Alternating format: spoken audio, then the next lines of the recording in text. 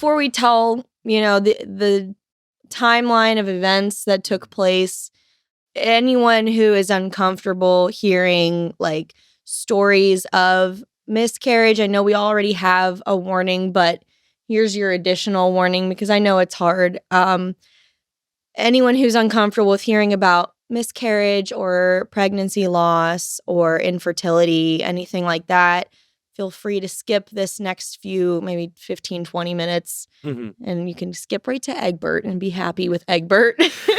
Yeah, we went on a high journey. We're coming down now we're to gonna a crash low and journey. burn, and then we'll come back up. And you have every right and every pass to just skip this part and go back up to the high journey for Egbert. So yes. Just because that was it's a rough one. It was definitely the epitome of highs and lows. It was a lot, and I think this is your space to tell the story because it definitely affects you a lot more than it affects me. Not that I it disagree. doesn't. I was gonna say not that it doesn't affect me.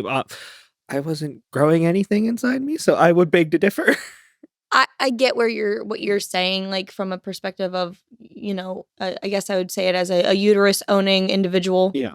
I went to the doctor, like it would have been 2 weeks ago, on a Wednesday.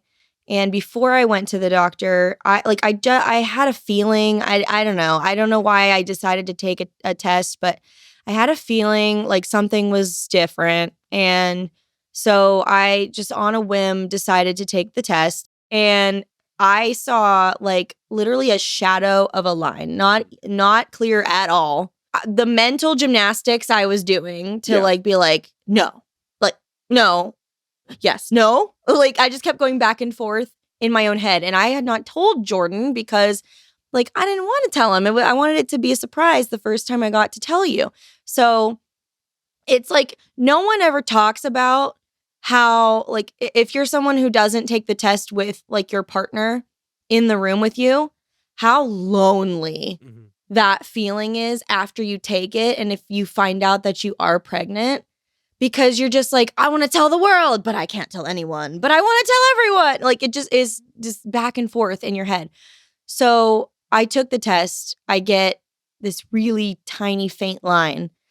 And I was like, I remember somebody telling me, like, even if there's a faint line, like, you're probably pregnant. Because if you're not pregnant, it's like, there's a slim chance that you're going to get a false positive. So I took the test. I go to my doctor's appointment, which I just so happened to have that day anyway. And I told my doctor that I had just taken this test and thought I was pregnant. So they're like, yeah, we'll take another one and see what happens. So I took one at the doctor's office and that comes back negative. So then, I went home and that night I told Jordan, I was like, I took a test. It was negative. I took one at the doctor. They said it's negative. So I'm not pregnant. Well, then like that feeling didn't go away. So then the next day I was like, maybe, I don't know, maybe it's too early still. So let me go ahead and take this digital one. And I remember it was picture day at school. So I took the test, I put it back in the wrapper, and I brought it with me to my makeup table, and I got myself ready for school. And then before I left, I pulled it out of the wrapper, and I just remember seeing the word pregnant and it not registering for like a full 2 minutes. I was sitting there just staring at it, and I was like, this is not real. Like, I don't know if that's just a me thing or if any other people have felt that way when they've found out that they're pregnant for the first time ever. But it just felt so unreal. And I was just immediately so excited to tell you. So that day at school, I had already purchased, because the day before when I thought I was pregnant, even after the doctor told me I wasn't, I went to the mall after my appointment and I bought little baby like Vans. And here's the thing. I don't know kids' shoe sizes because we don't have children yet. So I was like, I went to the mall and I was like, I need these in the smallest size you have. Like, I didn't know what to ask for. So she was like a 3. I was like, whatever the smallest number size you have is, I'll take that. So she gives me this little tiny box of Vans, and they were just so flippin' adorable. I'm gonna be honest, they look like they're for like a doll. They Like, do, because they're so tiny. They're so tiny. They're so small.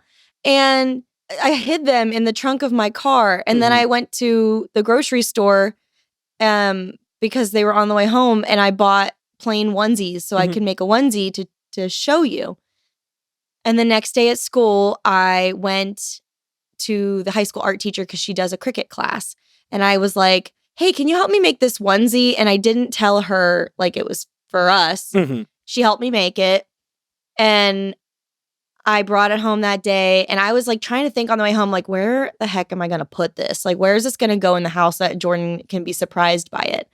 And I set it up down in our studio, like where we're at now in our basement. And I was like, what ruse do I use to get him down here? So I was like, Jordan, can you come get this box? Yeah. I need help with a box. And I was like, at first I was like, can't you get the box yourself? Like, no, I need help. I was in the middle of something too. And I'm just like, all right, I'll put down what I'm doing to help. And it was, when she says box too, I just want to specify, I should grab one just so the people. I'm talking like a box this big. I was about to say, it is not heavy. It can't be more than like a mailer box. Foot by like 6-inch box. And it can't weigh more than like a quarter of a pound. Oh, okay, a quarter of a pound. All that's in it is paper. Yeah, I was gonna say, and I'm just like, you can't grab this little box. Okay, like I'll come help. I'm doing something too. I had to find a way to get you in the room. So he comes in the basement, and I step aside, and I had like the test and the shoes and the shirt laid out there. And just earlier that weekend, we had gone to see one of his favorite bands, the Front Bottoms. Yeah. And one of the lyrics in their songs are from your favorite song, Twin Size Mattress. Yeah, it goes, I want to contribute to the chaos. Yeah. And so I put that on the onesie. And I was so nervous to tell Jordan because I knew like at that point, like we wanted a family, but for Jordan, it felt a little different. Like he, and I don't want to speak for you. I mean, we're pretty open with like things with like therapy and stuff like that. So it was the initial like telling I was always worried about because I was afraid of how I was going to respond, just because I know we've talked about this. We've determined as a couple, we want a family. Just to kind of break down that wall, we decided that we only want one kid. That's partially on me because just there's a lot of anxiety with things that have happened in my life that I don't want more than one kid. And I always was nervous about that because even though like we wanted one kid, there's just in my mind, there's just a lot of anxieties, a lot of what ifs. So I always knew like I was going to be anxious whenever you told me. And not that I wasn't anxious when you told me, but I was also, it was just a whirlwind of emotions of everything from just sheer excitement that this thing we had been working to do had finally happened.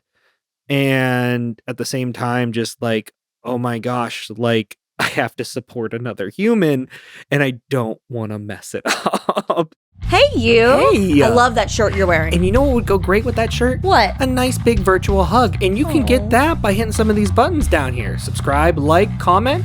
We'll give you a big old virtual hug. Thank you so much for listening, and we will see you guys next Wednesday. Bye. Bye.